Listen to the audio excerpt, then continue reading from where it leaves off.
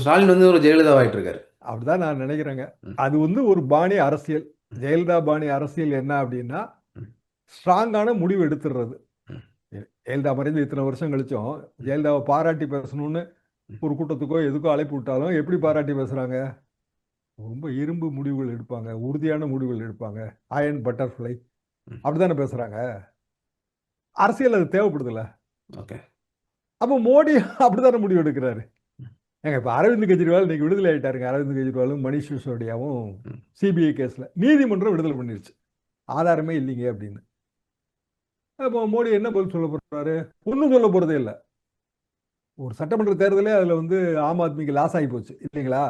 ஆனாலும் இங்க வந்து இடி டைரக்டர் வந்து 3 நாள் உட்கார்ந்துருக்காரு. ஏதாவது ட்ரபிள் கொடுக்கத்தான் செய்வாங்க. அப்போ ஓட்டு வங்கியை ஒருமுனைப்படுத்துவது முக்கியமாயிருது ஒண்ணு. ம். ரெண்டாவது, அந்த டெல்லிக்கு தமிழ்நாடு அவுட் ஆஃப் கண்ட்ரோல் அப்படிங்கிற அந்த நேரேஷனை வந்து ஸ்டடி பண்ண வேண்டியது முக்கியமாயிருது. அதுல ஓபிஎஸ் அட்மிஷன் யூஸ் ஆகுதுல்ல.